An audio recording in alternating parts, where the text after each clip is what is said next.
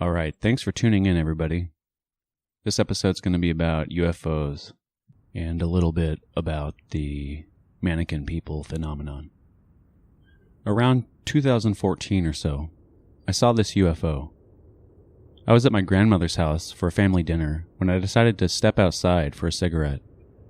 I remember it being a pretty clear day other than some wispy clouds very high up. I'd guess that this was in the fall or winter due to the chilly air. It was later in the day because I had already left work that day before the dinner.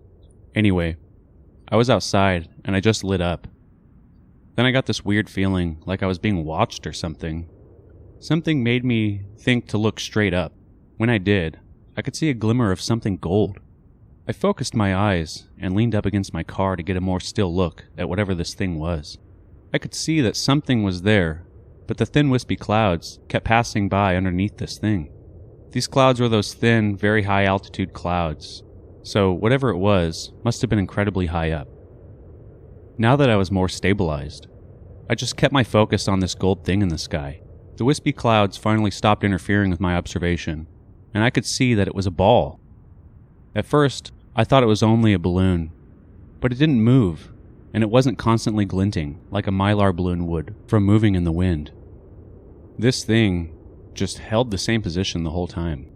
There was a detail that really stood out to me about this ball in the sky. It had these grooves that wrapped around it.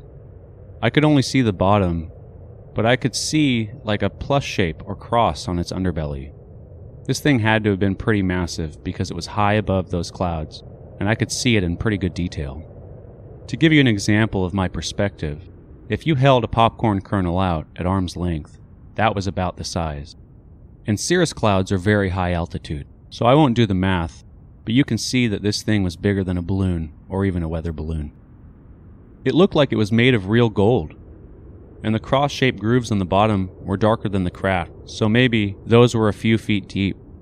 I watched this thing for about 4 to 5 minutes before it finally started to shrink in size. I think it just went up into space because it got so small until I couldn't see it anymore. I have no idea what this could have been other than a UFO. I never would have seen it unless I looked straight up, and I would never have looked up without that weird feeling of being watched. This next story is pretty brief, but it details what seems to be a landed UFO. Hey, so I have a UFO sighting that I can share. I was in like 11th grade or so in high school. I didn't have my license yet, so I rode the transit to school. Anyway, I lived off this road that went to one of the oldest cemeteries in the area. I think it was second to one of the older ones. Some dated back to the 1700s. Anyway, I was walking to the bus stop one morning, at the end of the school year. I'm thinking it was May or June because it was light out and clear blue skies at 7 a.m. Either that or it was early in the school year, before the time change, and we had an Indian summer, September-ish. Either way, I remember it was super blue skies and light out on my way to the bus. When I looked over, across to the cow pasture that was there, I saw this huge, bright, shiny thing, like the shiniest object. It looked like it was made out of mercury. It was an object that wasn't there the day before when I walked home from school. It was approximately 150 feet from me, just over the slope of the hill, and it sat by a border of trees. It was the size of a huge shop, maybe the size of the car museum in Tacoma by the Tacoma Dome in Washington, if you know what I'm talking about. I remember thinking how strange that was, the fact that it wasn't there the day before. How could people build or haul something like that in just a few hours? I also remember thinking how liquid shiny silver it was. My first thought was a UFO. Then I logically thought, if it was still there on my way home, it wasn't a UFO.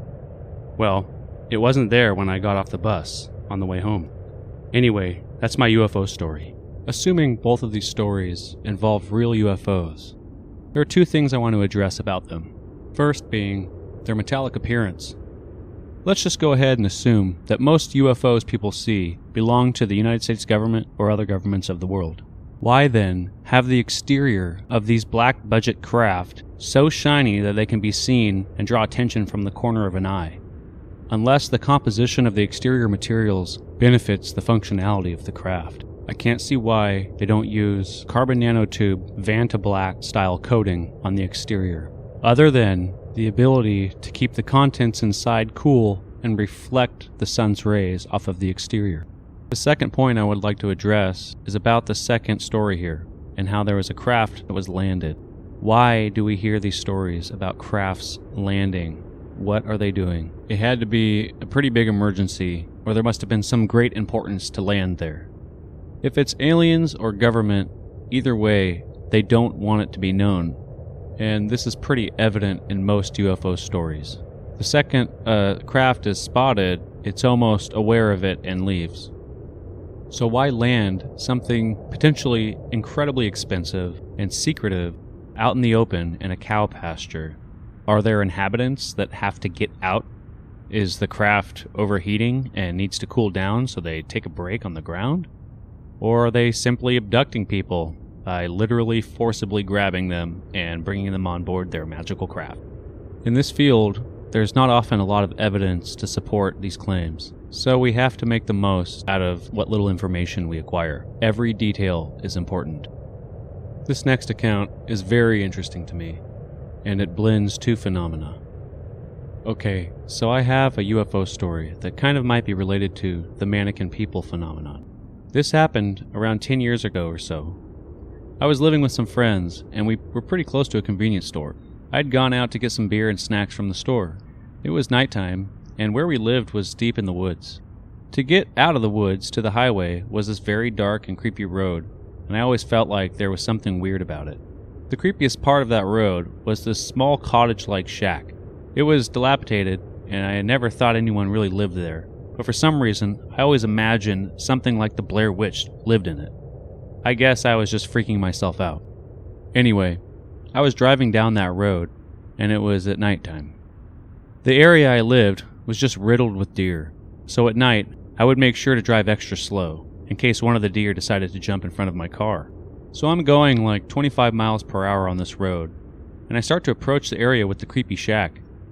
I start to see something moving along the side of the road, opposite side of the shack.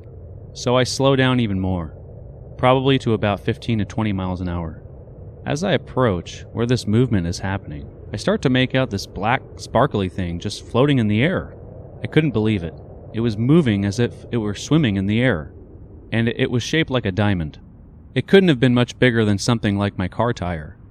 I know I wasn't just seeing things because I had my high beams on, and I could see this thing pretty clearly. Honestly, it looked like some kind of fish. It moved like a fish or a snake, but I didn't see fins or anything like that.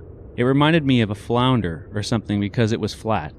The side that was facing me was a very dark black that kind of sparkled like it had powdered glass on it. I pretty much came to a complete stop, just watching this thing swim in the air.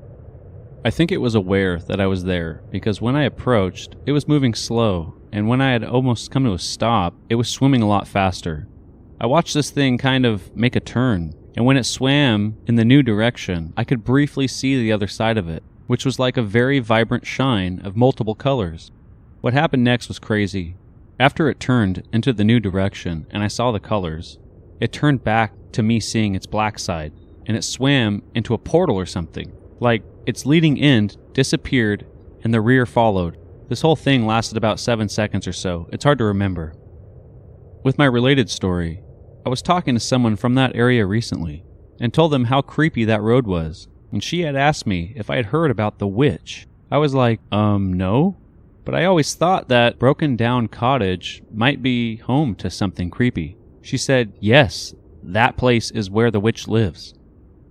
She told me that her husband and a friend of his were driving down that road one night, and they came upon someone walking strange on the side of the road wearing something like a cloak and hood. They decided they would turn around after they passed the person and see if they needed help or anything, because it was a strange hour to be walking on that road. So they went up the road a bit more until they got to a spot where they could flip around. They headed back towards the person, and as they approached, they slowed down and rolled down the car window to ask if the person needed a ride. When they got close, they thought there was something very odd about the person, but continued to pull up to them. They got close enough to ask, and then the person lifted up their head towards them, revealing their face. They said it looked like an old woman with long hair, but did not have eyes, a nose, or mouth, just skin over the face where those things should have been. Apparently, both of them saw this and freaked out. The driver punched it and said that when he looked in the mirror, the woman was gone. After she told me about this, I got freaked out because I always thought that witch was around there. For some weird reason, I just had this feeling. I'm not sure if the UFO fish was related in any way, but it happened to me in the exact same area where the woman's husband and friend saw the faceless woman.